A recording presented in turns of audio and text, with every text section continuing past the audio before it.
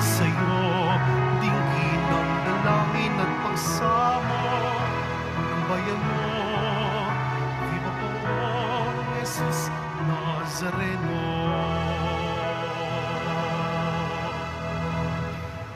Sa ngalan ng Ama at ng Anak at ng Espiritu Santo, Amen. ang pagpapala at kapayapaan mula sa Diyos na Ama natin at sa Panginoong Heso Kristo naway sumainyo. At sumaiyo rin. Mga kapatid, tinipon tayo bilang kaanib na angkan ng Diyos, kaya dumulog tayo sa maawaing Panginoong nagpapatawad ng lubos. Sinugong tagapagpagaling sa mga nagsisisi, Panginoon, kaawaan mo kami. Panginoon, kaawaan mo kami. Dumating na tagapag-anyayang mga makasalanan ay magsisi, Kristo, kaawaan mo kami. Kristo, kaawaan mo kami.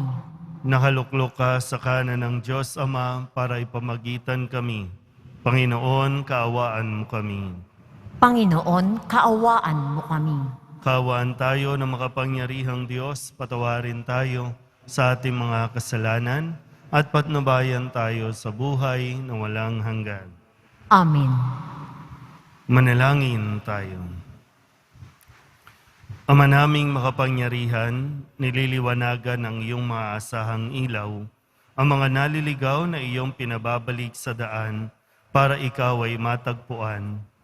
Ang mga kabilang sa nananalig sa iyong anak ay pagkalooban mong makapagwaksi sa tanang salungat, sa ngalang Kristiyanong sa iyo'y tinanggap, upang ito ay talagang mapangatawan ng ganap sa pamamagitan ni Heso Kristo, kasama ng Espiritu Santo, magpasawalang hanggan. Amen. Magsiupo muna po ang lahat.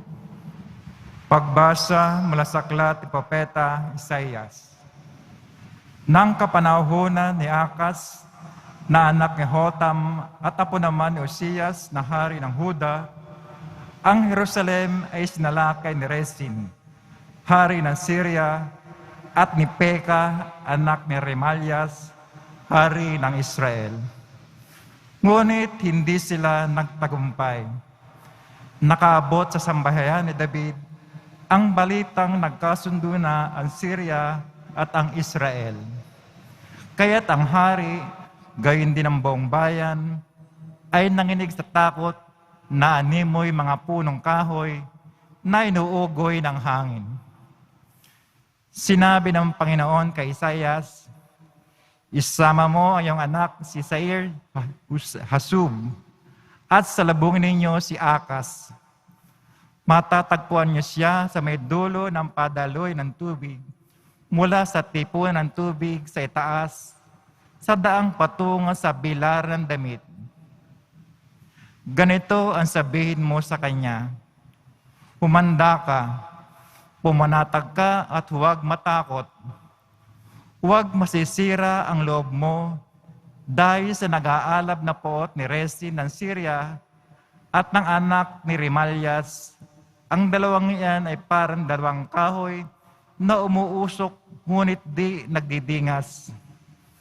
Nagbalak ng masama laban sa iyo ang Syria, ang Israel at ang anak ni Remalias at kanyang sinabi, lusubin natin ang Huda, pasukuin natin at sakupin, papaghariin natin doon ang anak ni Tabel.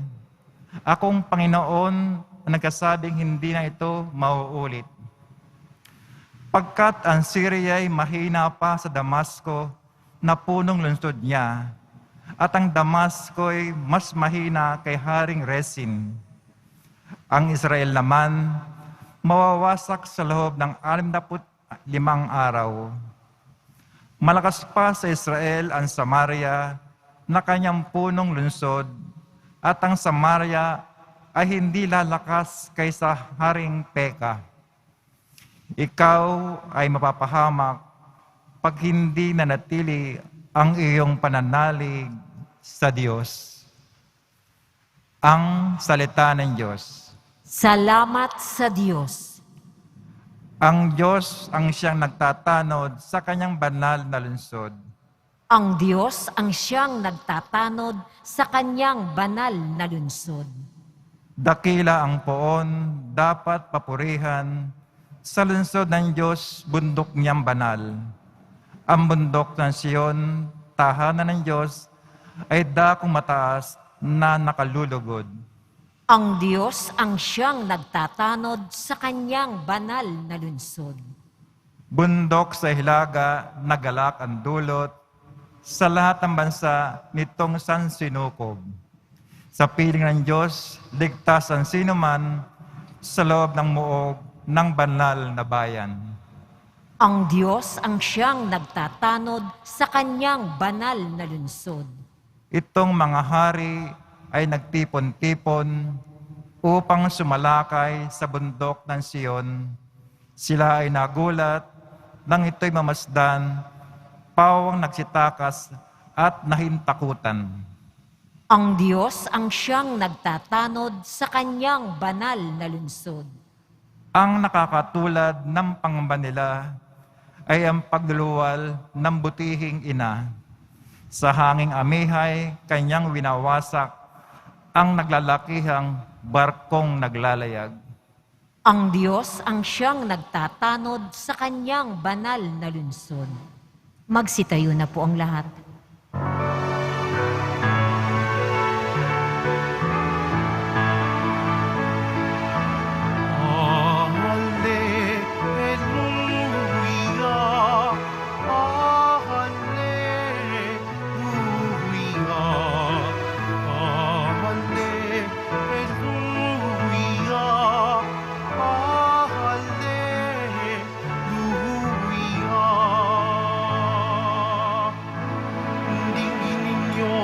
Lahat ngayon, ang tinig ng Panginoon sa loob na mahinahon.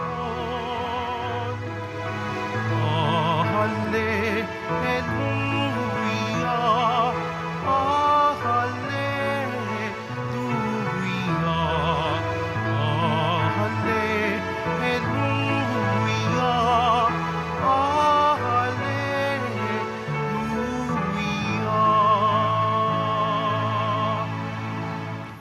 Sumainyo ang Panginoon.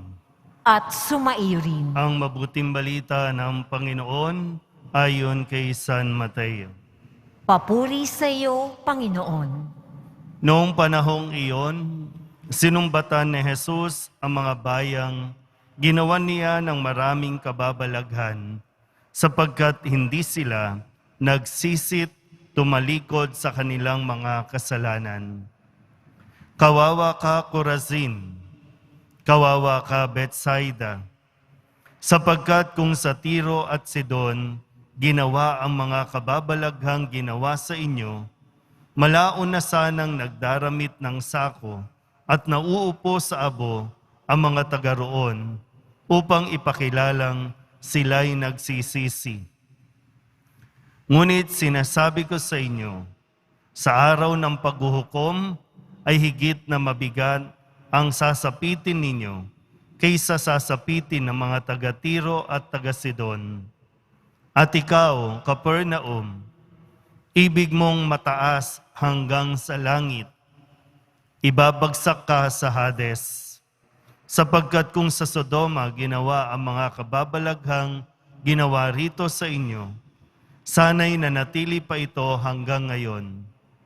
Ngunit sinasabi ko sa inyo, sa araw ng paghuhukom ay higit na mabigat ang ipaparusa sa inyo kaysa dinanas ng Sodoma. Ang mabuting balita ng Panginoon. Pinupuri ka namin, Panginoong Hesukristo. Magsiupo muna ang lahat. Isang magandang umaga po sa inyong lahat. Sa atin pong ebanghelyo, narinig natin yung pahayag na kung saan ay sinumbatan ni Jesus ang mga bayang ginawa niya ng maraming kababalaghan. Sinumbatan. Ano po ba yung pinanggagalingan kung bakit nanumbat o isinumbat ni Jesus yung kanyang ginawa sa mga bayang ito. Minsan po tayo, no, sa karanasan natin, may mga tao tayong tinutulungan. May mga tao tayong, minsan tayo mismo ang nagkukusang tumutulong o kaya naman sila yung nakiusap na sila ay tulungan. At tinulungan naman natin, no?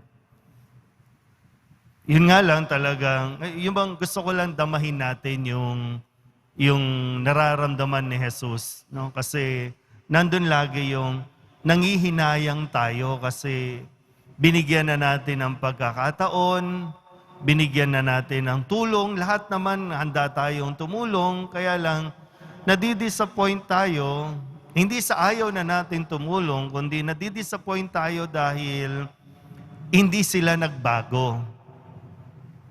Gusto natin silang iangat, no? Matulungan makapagbagong buhay, pero nang tinulungan mo, di ba may mga pagkakataon na sinayang, may mga pagkakataon na hindi pinahalagahan, kaya tuloy, meron tayong parang hindi sa madamot tayo, kundi andun yung nangihinayang tayo eh. No, kung sa iba na lang itinulong, baka mas naging okay pa eh. So, yun yung ating karanasan. Pero kung tayo naman, makikinig tayo sa sinasabing ito, hindi dahil galit si Jesus, no? Kundi mapagnilayan din natin na deserve ba natin yung mga bagay na ibinigay sa atin ng Diyos? Deserve ba natin ibigay ng Diyos yung mga hinihingi natin? Sabi nga lagi, no? Kung sa iba ibinigay yan, sa tingin mo, mayroon bang, para bang pag humarap ka sa Poong Nazareno, sa tingin ba natin, masasabi rin niyang sayang, no? Nangihinayang ako. Kasi ang hangad ng Poong Nazareno, sa bawat biyaya na binibigay sa atin, tayo ay mas maging mabuting tao. Yun yung hangad eh. Pero tingnan mo, baka binigyan ka ng pagkakataong umasenso, nagiging mabuting tao ka ba o nagiging maramot ka? Nagiging mapagbigay ka ba o nagiging makasarili ka? Ito'y isang paanyaya para mapagnilayan natin. Nitong mga nakalipas na taon, pero tayo ba na nabigyan pa ng pagkakataon na mabuhay sa kabila ng mga pandemya na naranasan natin, sa tingin niyo ba mas kung sa iba na lang ibinigay yung second chance, baka mas okay pa. Sugal, bisyo, pagwawaldas,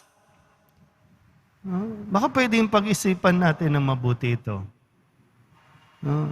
Marami bang biyaya na nasasayang dahil hindi natin pinahalagahan?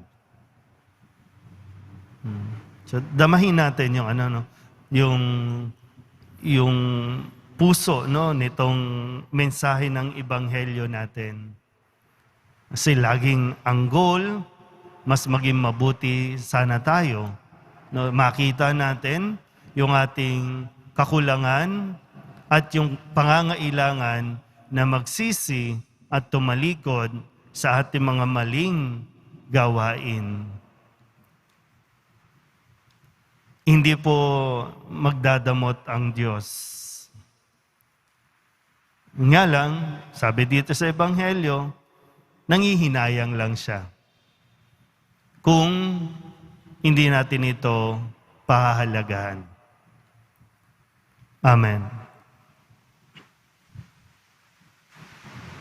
Magsitayo na po ang lahat. Matiisin ng Diyos at mulat sa ating mga paghihirap. Manalangin tayo sa Kanya upang tulungan niya tayo sa daan ng pagbabalik loob at pagbabagong buhay. ang ating pong itutugon. Panibaguhin mo kami, Panginoon. Panibaguhin mo kami, Panginoon.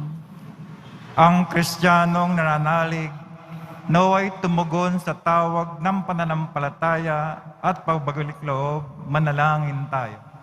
Panibaguhin mo kami, Panginoon. Tayo naway bigyan ng Diyos ng katapangan na italaga ang ating sarili para maging malaya kay Kristo, ang mga taong napipiit sa kanilang pagkamakasarili, manalangin tayo. Panibaguhin mo kami, Panginoon. Yoong may mga pusong hungkag at nanlalamig, naway makatagpo ng kaligayahan sa pag-ibig ng Diyos at ng kanilang kapwa, manalangin tayo. Panibaguhin mo kami, Panginoon. Ang mga may karamdaman sa isip at katawan, naway magkaroon ng ganap na kagalingan, manalangin tayo. Panibaguhin mo kami, Panginoon. Ang mga namayapa, naway masiyahan sa maliwanag na bukang liwayway ng buhay na walang hanggan, manalangin tayo. Panibaguhin mo kami, Panginoon. Idulog din natin sa Panginoon ang ating mga personal na kahilingan at mga panalangin para sa ating mga pamilya. Ganon din ang lahat ng mga misang pasasalamat, espesyal na intensyon at mga kaluluwa na inihiling na ipagdasal sa misang ito.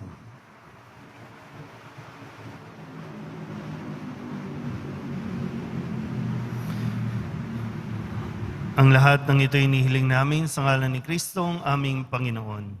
Amen. Magsiupo muna po ang lahat.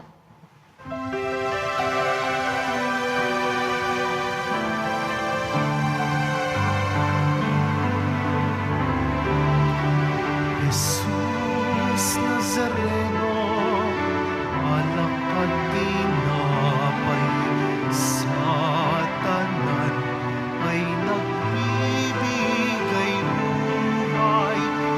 Biyayang kaloob mo ay aming inaalay, aming hiling pagpapalat, buhay na dalisay.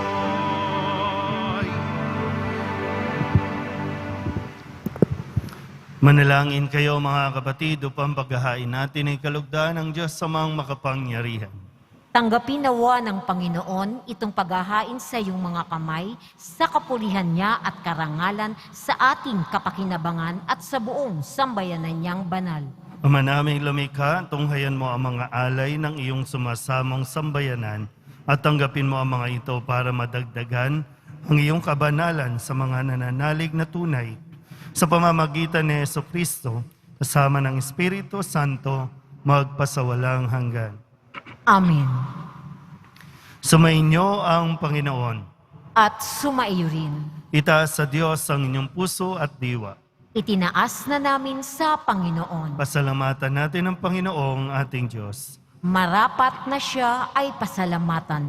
Ama naming makapangyarihan, tunay ngang marapat na ikaw ay aming pasalamatan. Sa iyong paglingap at kagandahang loob, ang tao'y nilikha mo't pinangasiwa sa sansinukob. Sa hangad mong siya'y iwastong lubos, siya'y pinagdusa mo sa kanyang pagtalikod. Sa iyong paggiliw, iyong pinahintulot na makabalik siya sa pamamagitan ni Kristo Jesus. Kaya kaysa ng mga anghel na nagsisiawit ng papuri sa iyo, nang walang humpay sa kalangitan, kami nagbubunyi sa iyong kadakilaan.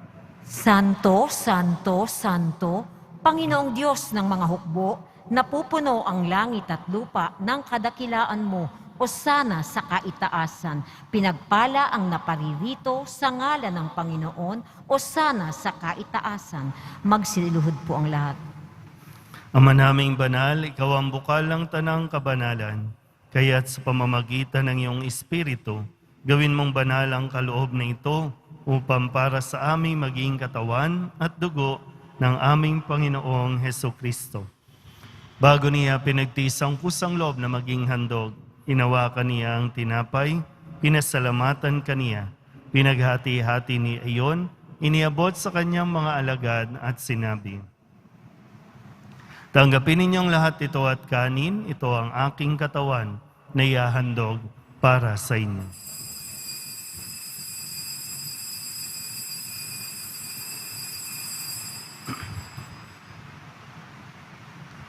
Gayun din naman nang matapos ang hapunan, hinawakan niya ang kalis, muli kaniyang pinasalamatan. Iniabot niya ang kalis sa kanyang mga alagad at sinabi, tanggapin ninyong lahat ito at inumin. Ito ang kalis ng aking dugo, ng bago at walang hanggang tipan. Ang aking dugo na ibubuhos para sa inyo at para sa lahat, sa ikapagpapatawad ng mga kasalanan. Gawin ninyo ito sa pag-alaala sa akin.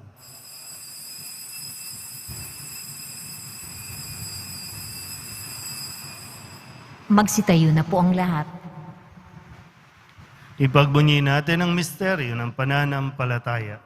Si Kristo'y namatay, si Kristo'y nabuhay, si Kristo'y babalik sa wakas ng panahon. Ama, ginagawa namin ngayon ang pag-alaala sa pagkamatay at muling pagkabuhay ng iyong anak. Kaya't iniaalay namin sa iyo ang tinapay na nagbibigay buhay at ang kalis na nagkakaloob ng kaligtasan. Kami napapasalamat dahil kami iyong minarapat na tumayo sa harap mo para maglingkod sa iyo.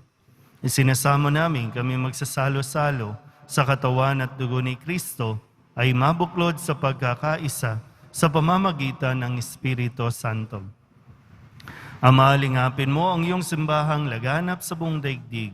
Puspusin mo kami sa pag-ibig kaysa ni Francisco na aming Papa at ni Jose na aming Obispo at ng Tanang Kaparian.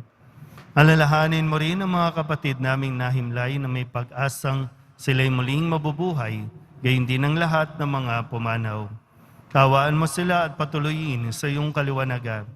Kawaan mo at pagindapating kaming lahat na makasalo sa iyong buhay na walang wakas. Kaysa ng mahal na Birhen Maria ni Ina ng Diyos, ng kabiyak ng puso niyang San Jose. Kaysa ng mga apostol at ng lahat ng mga banal na namuhay dito sa daigdig ng kalugod-lugod sa iyo, may pagdiwang nawa namin ang papupuri sa ikararangal mo sa pamamagitan ng iyong anak na aming Panginoong Hesus Kristo. Sa pamamagitan ni Kristo, kasama niya at sa Kanya, ang lahat ng parangal at papuri ay sa iyo, Diyos amang makapangyarihan, kasama ng Espiritu Santo, magpasawalang hanggan.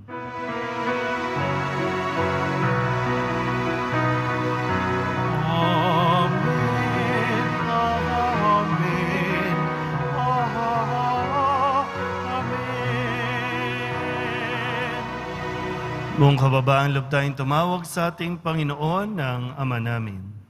Ama namin, Sumasalangit ka, sambahin ang ngalan mo, mapasa amin ang kaharian mo, sundin ang loob mo dito sa lupa para nang sa langit.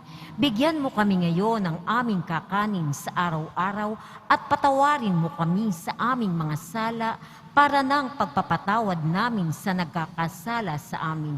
At huwag mo kaming ipahintulot sa tukso at iadya mo kami sa lahat ng masama. inihiling namin kami iadya sa lahat ng masama, pagkalooban ng kapayapaan araw-araw, iligtas sa kasalanan at ilayo sa lahat ng kapahamakan, samantalang aming pinananabikan ang dakilang araw ng pagpapahayag ng tagapagligtas namin sa Jesucristo. Sapagkat iyo ang kaharian at ang kapangyarihan at ang kapurihan magpakailanman. Amen. Panginoong Jesucristo, sinabi mo sa iyong mga apostol, kapayapaan ang iniiwan ko sa inyo, ang aking kapayapaan ang binibigay ko sa inyo. Tunghayan mo ang aming pananampalataya at huwag ang aming mga pagkakasala. Pagkalooban mo kami ng kapayapaan at pagkakaisa ayon sa iyong kalooban, kasama ng Espiritu Santo, magpasawalang hanggan. Amen. Ang kapayapaan ng Panginoon ay laging sumainyo. At sumaiyo rin. Magbigayan po tayo ng kapayapaan sa isa't isa. Kordero ng Diyos na nag-aalis ng mga kasalanan ng sanlibutan, maawa ka sa amin.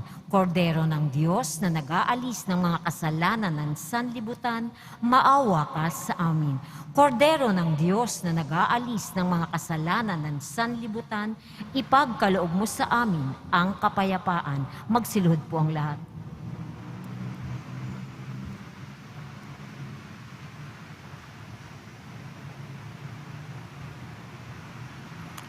Ito ang kordero ng Diyos. Ito ang nag-aalis ng kasalanan ng sanlibutan. Mapalad ang mga inaaniyahan sa kanyang piging. Panginoon, hindi ako karapat-dapat na magpatuloy sa iyo, ngunit sa isang salita mo lamang ay gagaling na ako.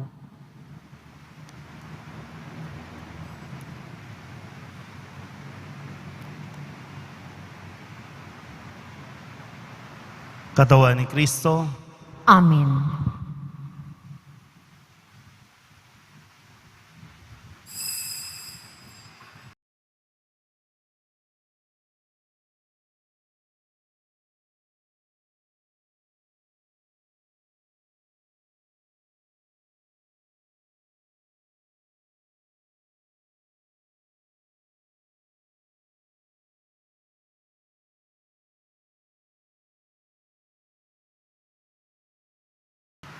manalangin tayo.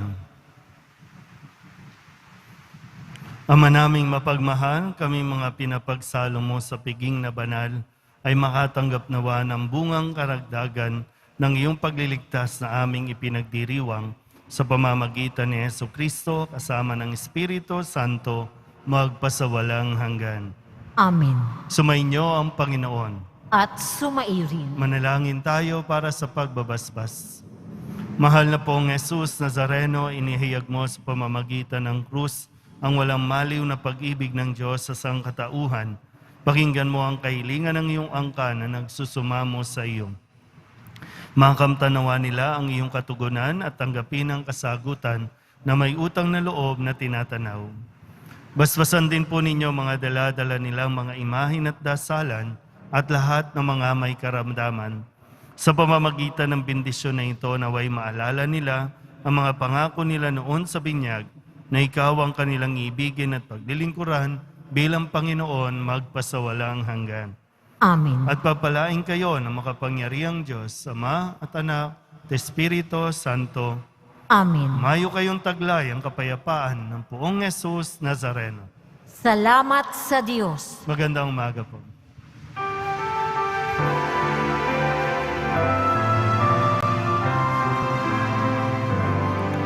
Nuestro Padre Jesús Nazareno, sinasamba